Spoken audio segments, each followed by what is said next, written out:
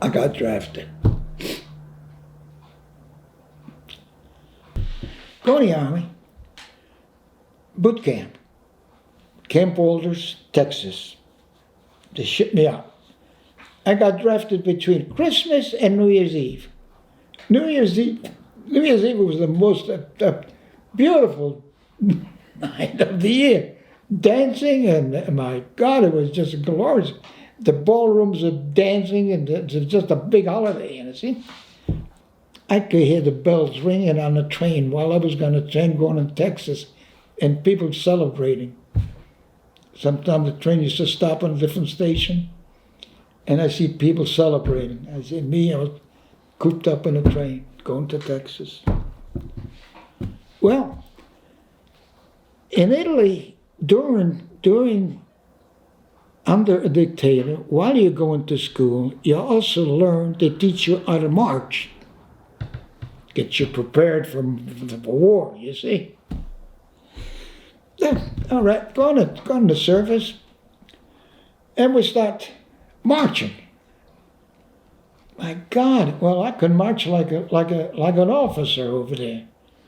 I was 22 at the time. Yeah, no, I was 20 years old. Got drafted, 20 years old. So they looked at me and says, did you get any training somewhere? I says, yeah, in Italy. They heard it was Italy, right? I says, America was in war with Italy, against Italy. There's an Italian over here. What is he, a spy over here now? So I got grilled for about 3 times by the FBI.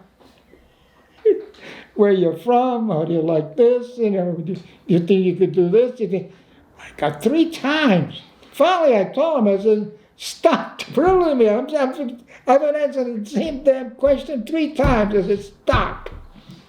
So they finally stopped. They believed me. I don't know what the heck they were going to do to me. As a matter of fact, they saw me marching so good, they wanted to send me to OS school, non-commissioned officer school. That would be a sergeant on up. I said, hell no, I'm not going. I'm not going to go. I don't want that. I want to stay with the friends that I got here. Well, it comes to find out, the food I saw on the table, pancake in the morning. I said, what are those? I said, pancake in the morning. I never even know that it existed pancake in the morning. Oatmeal? I said, what's this? Oatmeal, this is good. You put milk in there, you put sugar in it, it's good. Oh my God, it was good. I was in the morning when in civilian life, I used to get my hunger bread, some coffee, maybe some butter on it, and that was it, breakfast.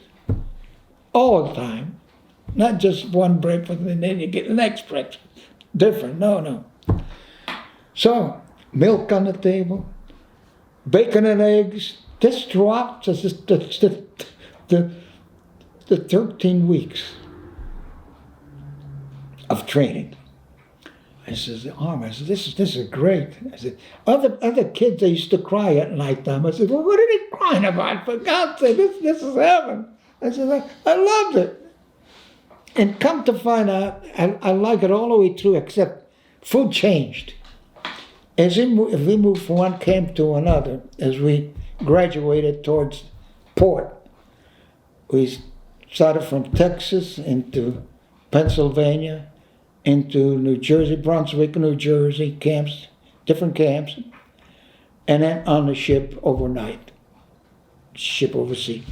So to me, it was fine. Some of these kids, they used to cry, they couldn't hack it. They couldn't hack the discipline. Hell, I was disciplined when I was 5 years old, and for God's sake, I could march like a sergeant. To me, it didn't matter, and life was good. Life was good. And anyway, any time that we went, I always find something to do, to get fun, to have some fun, you know. And as we moved from Texas to Pennsylvania, Camp Shenango, I remember that. Now, hadn't been with my family for 3 or 4 months now, you know.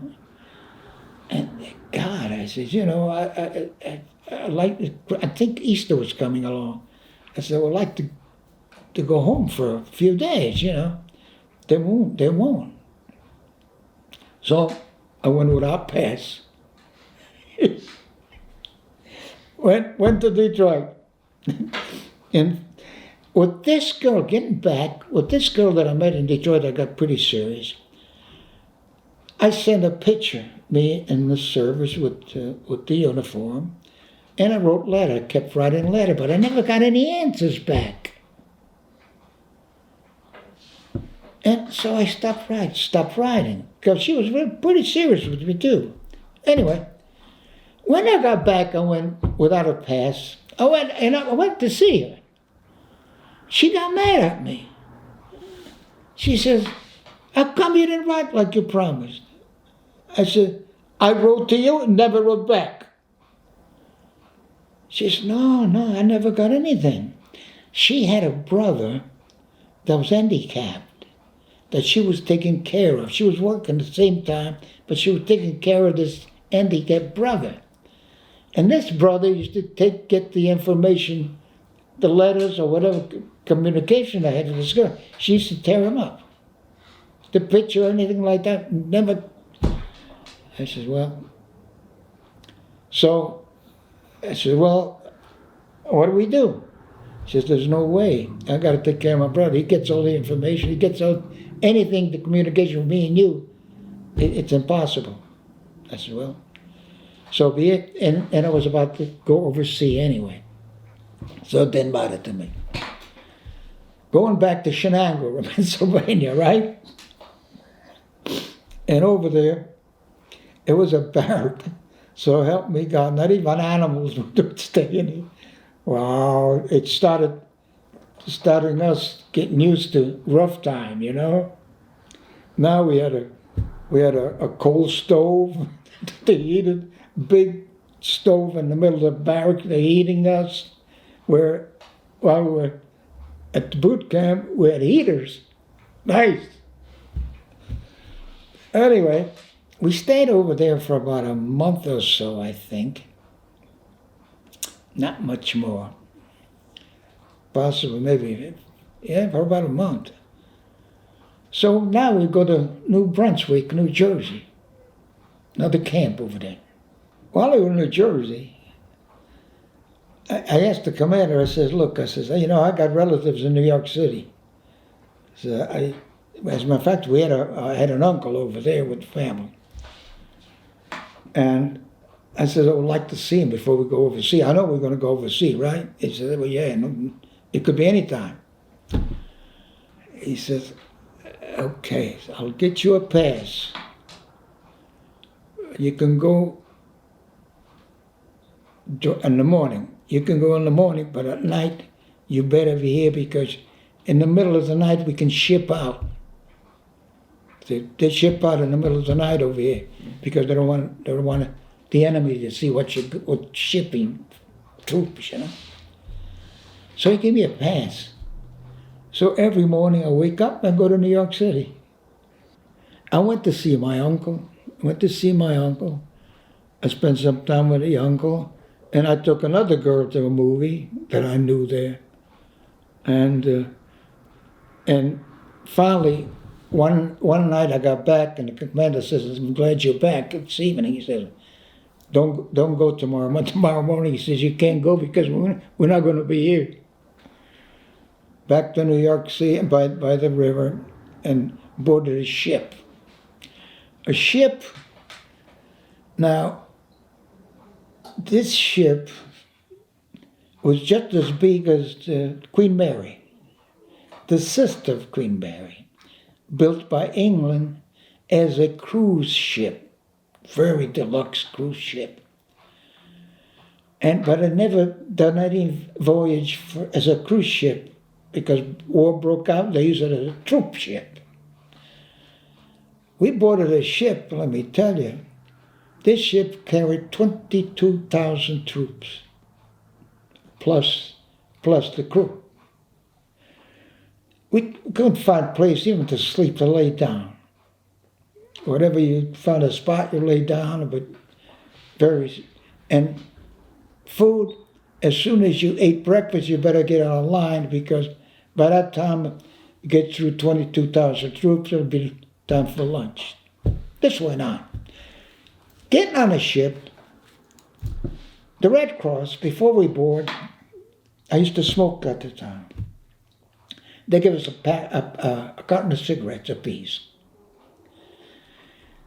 And the only money I had, I says, well, that this money is for me to buy cigarettes on the ship for me to smoke. But since the Red Cross gave me the carton of cigarettes, now I have $15 to do as I please, right? On the ship. So we start gambling on the ship. Dice, dice, right? Crap. At $15. I got into a game, small game. Nickels and dimes. I made good. Made about maybe $40, $50. I graduated to a little bigger game. You won't believe this. The last time that I threw the dice and I crapped out, you know what crapped out means, right? You lose. I lost $3,500. I was ahead $7,500. I kept those dice for how long? Now, they were not my dice. If they were my dice, I wouldn't be here today. They would throw me overboard because I won so much money. I had over $7,000. So I got $3,500. I put it on the table. I said, okay, feed me. People bet against me, right? For the money that's on the table. When I crapped out, so I had another $3,500. I put it back down in there. And a foot stepped on my money like this. I looked up, it was my lieutenant. I said, oh shit, I said, I'm in trouble. I am in trouble. Oh my God, he took the money, put it in his pocket. I said, okay. I says, when we get off the ship, I go to jail. You're not supposed to gamble, right? But he should have overlooked. I mean, we're going overseas, we had nothing to do. So I didn't understand that. Got off the ship. 5 days. That took, but it's a huge ship. We got off the ship. The lieutenant calls me. He said, Rocco, come here. Come with me. We reached camp, another camp in England. Over there, it was already established. And they had a post office. He took me to the post office. I said, where is he taking me? He's taking me to jail. They're gonna try me and put me in a guardhouse. Okay. Took me to the post office. He says, now, okay, make a voucher for $3,500. That's what he had, he says. And send it home. Send it home. So with $15 that I got on a ship, I sent him $3,500. And that's what I found home, because I sent it to my mother. My mother put it in the bank for me, saved it for me. That's what I had when I got out of the service. If I hadn't that, I'd have been broke. Because you feel that whatever you get, you might as well spend it because you don't know whether you're going to live or not, whatever. So, but if those dice were mine, they'd think I'd loaded them, and to be winning, I'd have been thrown overseas for sure. They'd take no nonsense. Okay. Landed in Lichfield, town of Lichfield. And no, we landed in Scotland, the port in Scotland. Again, at nighttime. During the day, they didn't do much. But nighttime, hop on a train, we landed in Lichfield. And there was Litchfield Barracks over there that was occupied, that the English used to use. They give us that camp for us to use. And I got to be a guard, something like an MP. You know what an MP is, right? Military police.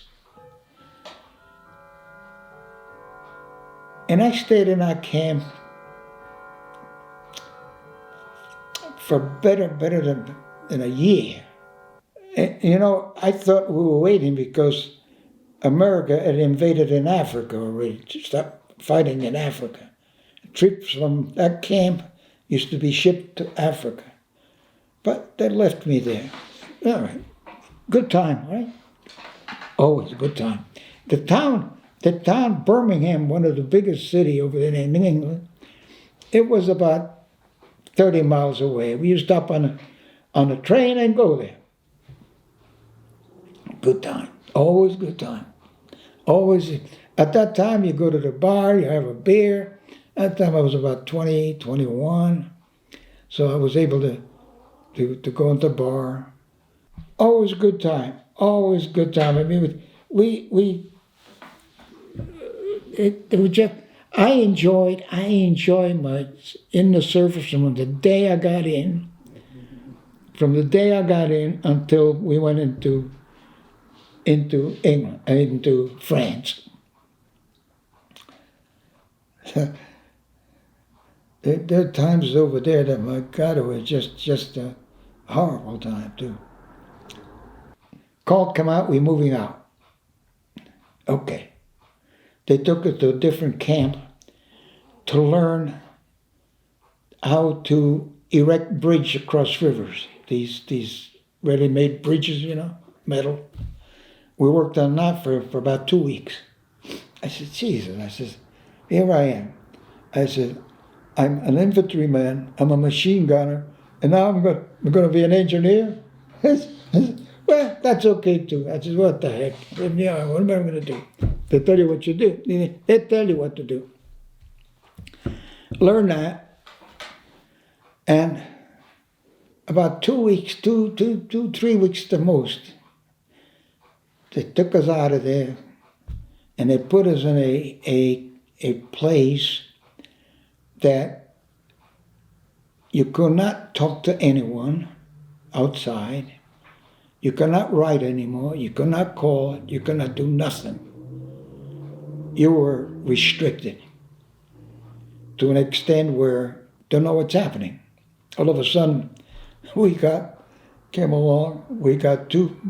hand grenades, live ammunition, rifle, real helmets. Because at the time it was just a liner, you know, real helmets, steel helmets, a bandolier of ammunition,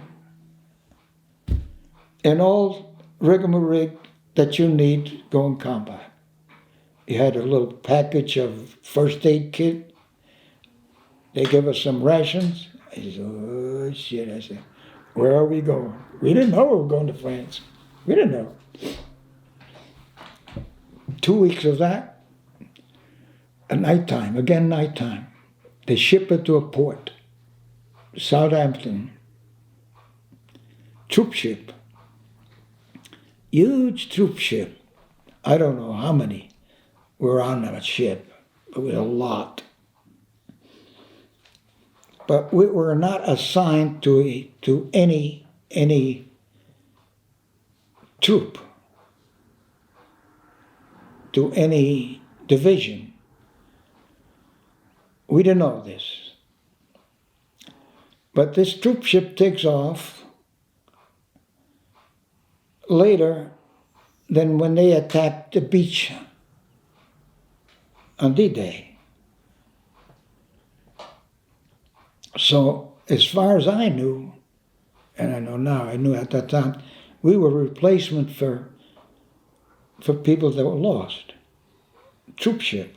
So we got there about 2 days.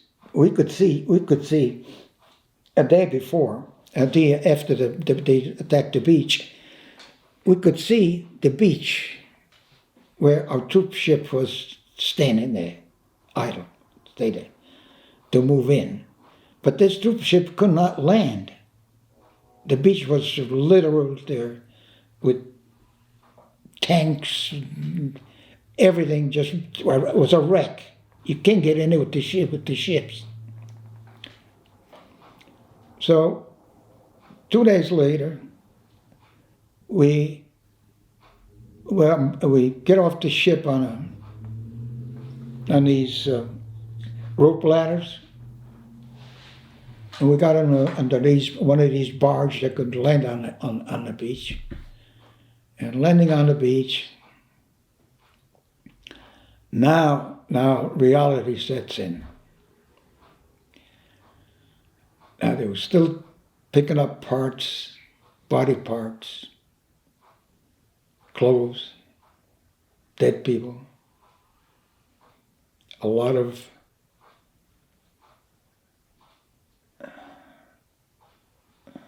these body bags lined up on the beach to be taken away. Now reality sets in. Before that was all fun. Had a good time. Seeing all that, it shocks you. It shocks you to an extent where now you start seeing yourself that way, because we were still shelling the beach with artillery. We didn't face the enemy face to face. We didn't. It was always shelling. We were back. It was all artillery shelling, mortar shelling. Well, we got on top of the beachhead. We dug in, and now orders came in for us to go in different outfit for what people they lost. Well, I boarded a truck, and they took me to a place where the 4th Division had lost quite a few men boarding the beach in a different area. So joined the 4th Infantry Division, 12th Regiment, and as a machine gunner, heavy machine gunner, group as heavy machine gunner, a battalion, a regiment, a company. And we'll go from there. Heavy combat came right after I joined that 4th Infantry Division. What they call in Normandy, that's where the beach was, in Normandy. You heard about Normandy. You ever heard about the hedgerows? You didn't. I'll explain what the hedgerows are. The French in Normandy, was a lot of rocks in the field. What they done, they gather all those rocks and they put it all around the field that they wanted as a planting group. Take the rocks out of it so that they can plant things in there. And they made mounds all the way around. Sometimes 7, 8 feet high. And trees have grown on top of that. That becomes like a fort for the enemy to stay there waiting for us to cross the field. And this Normandy is made of squares like that. And we just lost so many people. We just a tremendous amount of people we lost over there. We couldn't cross. They were waiting for us out in the open. We were out in the open. They were behind the mound. So the ingenuity of the American people, they think of something. They got a tank, and they welded prongs, huge prongs, in front of the tanks. Well, the Germans were waiting over there. They thought they were coming over there with the rifle, and Instead, two tanks went in there, plowed that darn thing, opened it up, and then we came in. And that was the way we conquered the Edgerow in Normandy. But we lost a lot of men. A lot of men. We had replacing my squad every night. And at the time, your mentality is, when is mine coming? When am I going to get it? Because you could see on both sides, front, back, not in the back, but sometimes even in the back with snipers, a sniper, they catch the people in the back. So people are dying everywhere, crying, screaming, just shredded. This goes on.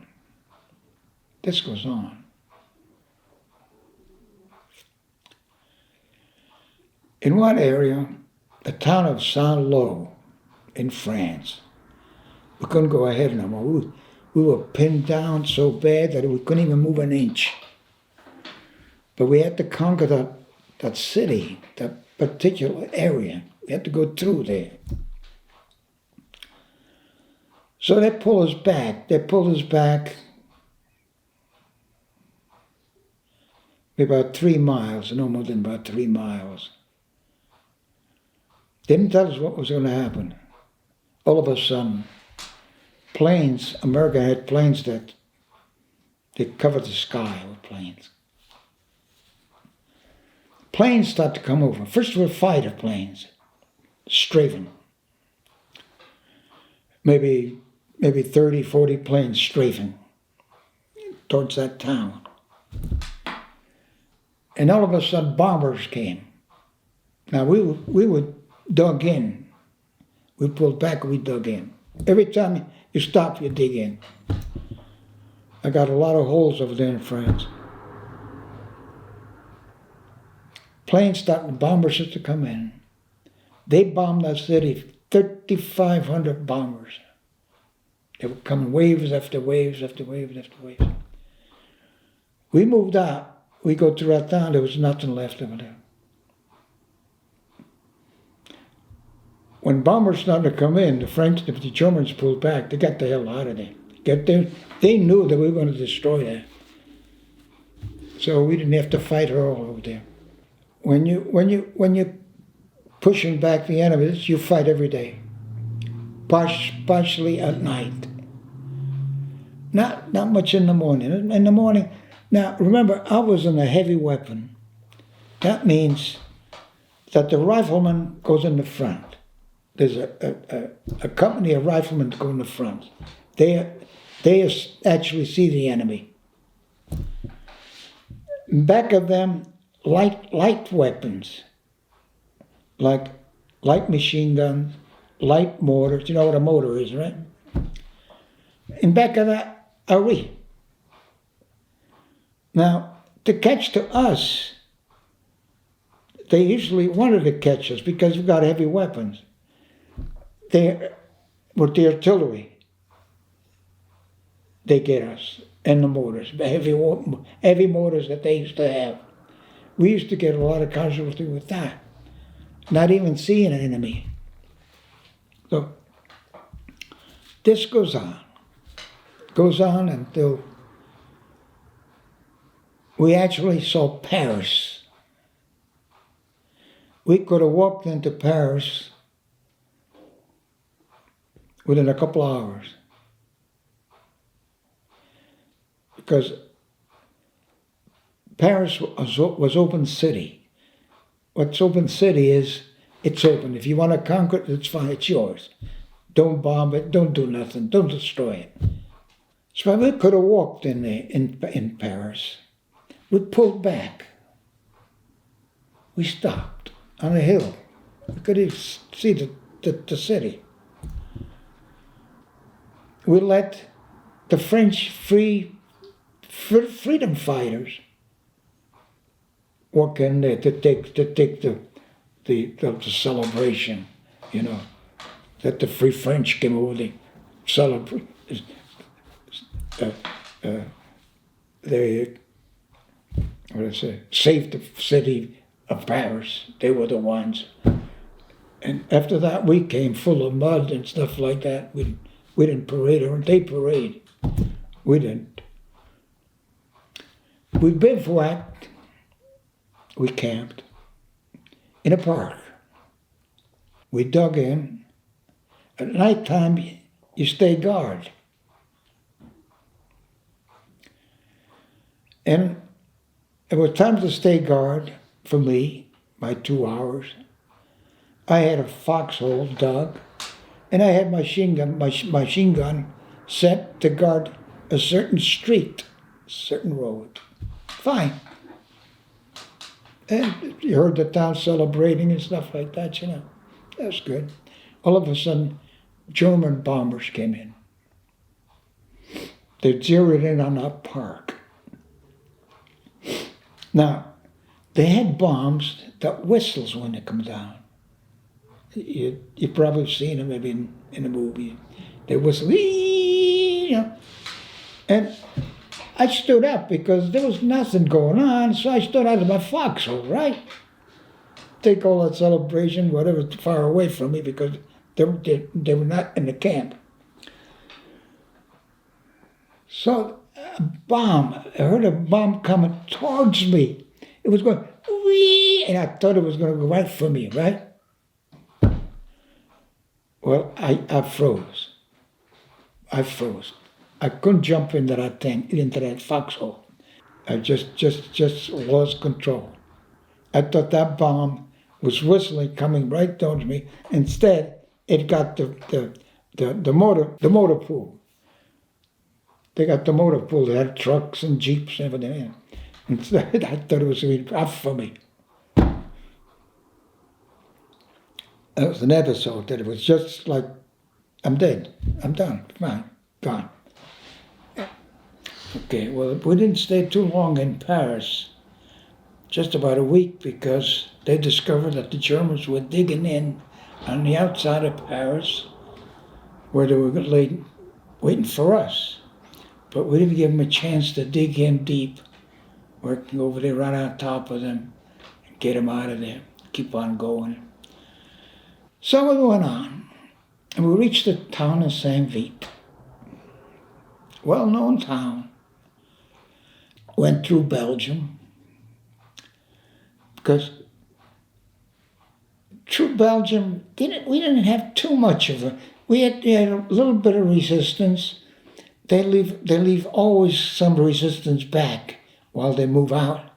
They leave maybe 100 soldiers, facing us.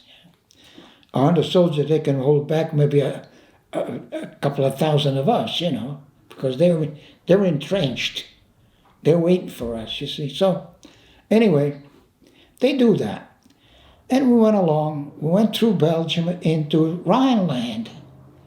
Rhineland is another, supposedly govern themselves, but attached to Germany. So in Rhineland, we had a little skirmish with some German tanks, spraying us in the woods, always shelling with artillery and mortars. Lose some people. One place,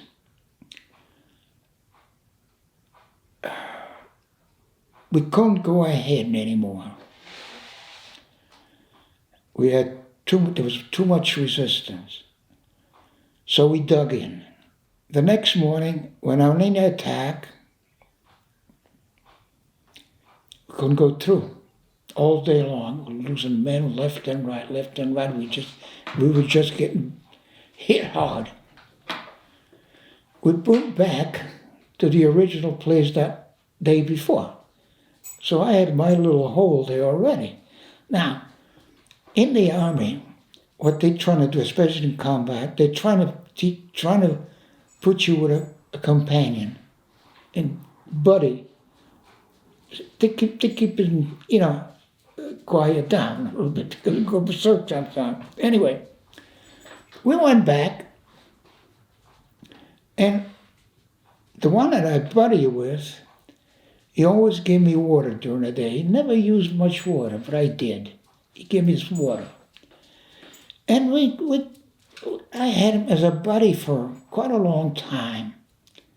So as we reached this place that we had before, we had mail call. He got his mail.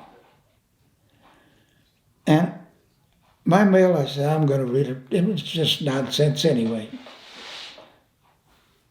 So being nice to me about the water, I said, no, I said, you read your mail. I said, I'm going to dig. I'll make a place for both of us. Pretty deep. We got shells. The Germans had it zeroed in over there. They knew the spot that we were going to go back into. We started getting a lot of hit. I was down. We hit pretty close. Shrapnel was flying all over. I was down in a hole and I just crouched down. And I had my helmet and rifle, my carbine on the edge like this, and I was throwing dirt on top over there, make it even bigger. Well, my helmet got hit. And my buddy that was on the side got hit dead center on him. So when he got hit, my lieutenant came over there. He knew that was my buddy that got hit. And he came down my foxhole and he says, the private, he said, don't look up, don't look up. I said, well, what's wrong? He said, you don't want to see it. I looked up, he got hit, boy, there was nothing left of him, but 10 feet away. Well, my mind started to warp up a little bit. That could have been me right away, you see. That's the way your mind works. It's me. I probably would have been there too. So, and we went on. We went through this Rhineland. We have to move out and we have to attack a huge city in Germany called Aachen. I remember that. And we must have traveled maybe a day and a half to get there up on the hill to reinforce other people over there. On the attack, you need a lot of people. We're up on a hill. We could see the city. There was a river in between us and the city. Well, now, my mind wasn't working too well. Being up there for 6 months, maybe 7, took a lot out of me. It took a lot out of a lot of people. Some people last a week, some people 2 weeks, some 2 months. I lasted more than 6 months, which is unbelievable. Either you get killed or you get wounded or you go berserk and you get pulled back. Now, we dug up on this hill facing this Aachen city and ready to attack. But we were preparing, dug a hole, separate hole this time. And I got into the foxhole. Okay, so now we were to move out and assume other positions. I couldn't get out of that foxhole. Completely paralyzed. My back was just killing me. Now, and I thought, to be honest with you, I thought there was a shrapnel on my back when we were facing those 88s. And sometime, it gets there and then there's a lodge in some place where it's going to really hurt you. But it was hurting my back. I could pinpoint it. They got me out of the foxhole, put me in an ambulance, on a litter. An ambulance, took me to a field hospital.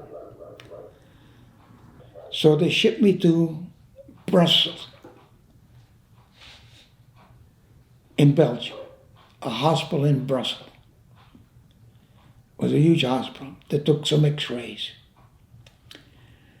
They couldn't find nothing. But they took an x-ray in a hurry because there was a lot of troops coming in wounded. They were too busy. So they shipped me back to Paris, General Hospital. Over there they took x-rays and took tests and x-rays. They surmised too that there was a shrapnel on my back. And I used to actually point the finger out where it was. And it was hurting me. Really, I was just walking around on a crutch. Well, they couldn't find nothing. So they kind of figured, well, he's been there so long. He said, we'll give him some rest. So they send me a couple of weeks convalescent someplace. Nice. Good food, hot meals, nice clean bed, nice clean underwears and everything clean. I said, this is nice, you know. Still the pain would exist. So after a couple of weeks, they give me a rifle full of grease. They're usually full of grease in the box. You know, you degrease it with hot water, you know. They give me a rifle to degrease my rifle. My helmet, ready to go again. So they put me in a town called Metz. They brought me up there. And from Metz, they were going to ship me wherever they needed me. So I was ready to go again, right? With ammunition and everything. The morning that we were supposed to ship out, where they were going to take me, I couldn't get out of the... We slept on a cement floor in barracks, in some barracks. I couldn't get up. Couldn't just get up. I couldn't make it. So the sergeant came over. He says, come on, let's go. I said, can't get up. So they moved out, and they took me into the dispensary. In other words, a clinic in camp. There's a clinic there all the time. And I was just curled over. It was just painful. And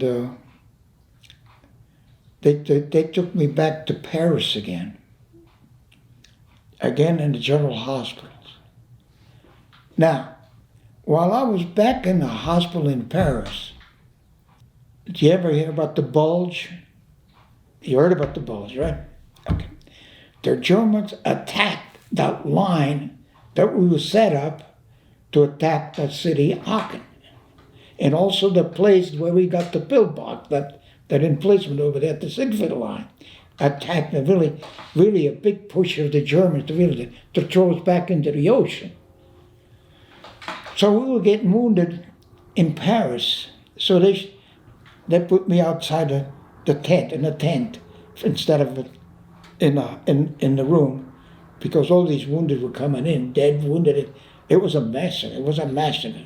I missed that for about a week or two. I could have been over there. Where my buddy was caught prisoner. And at the very end, when the war was over, he wrote to me he was imprisoned for 6 months in Germany.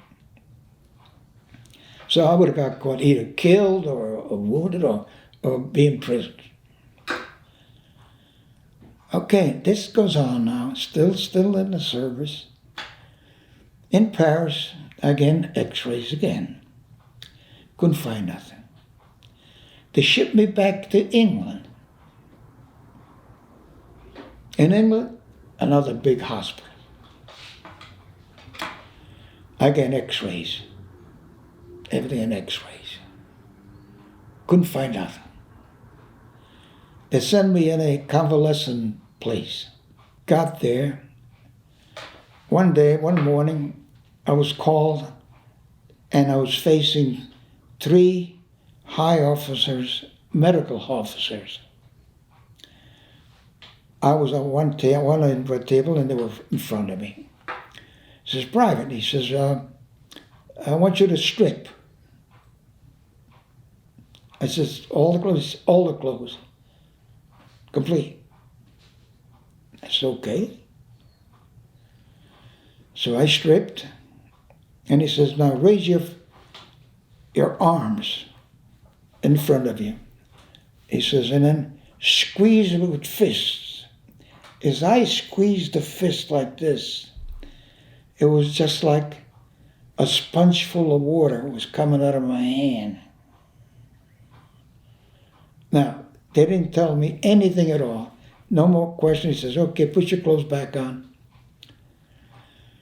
Went back to the room. The nurse came.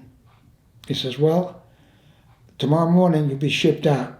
Is this another hospital? I said, no, you're going back home. You're going back to the States. I said, oh my God. I said, thank the Lord. I thought I was going to back up in the front line again.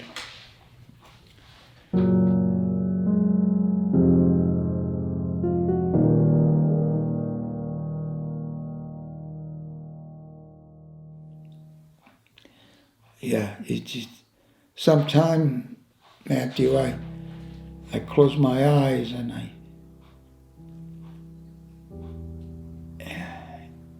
I see. I see the area, the destruction, the scream and the crying and the wounds running. Up till today, after that many years, it never leaves you. It never leaves you. And this is the first time in my life that I've talked this way. And it saddened me when the French government gave me a medal because I was part of liberation of France. I couldn't hold myself. I welled up and I didn't deserve it. People that left over there, died, that dead over there, they deserve it, not me. I'm here.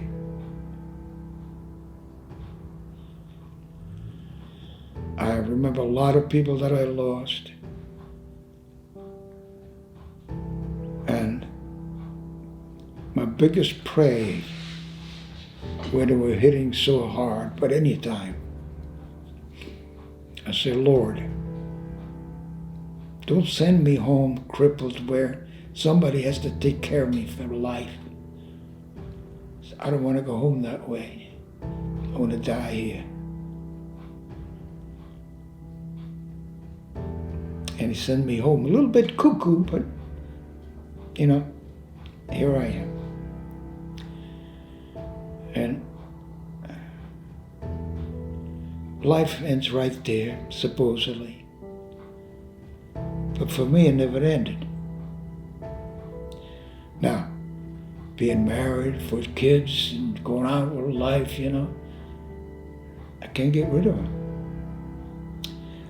There are times, sometimes I sit in the patio and I think about it. Why me? Why me? Why spare me with all that? It almost like there was no way to not to get hit. No. Well, let's end it right here.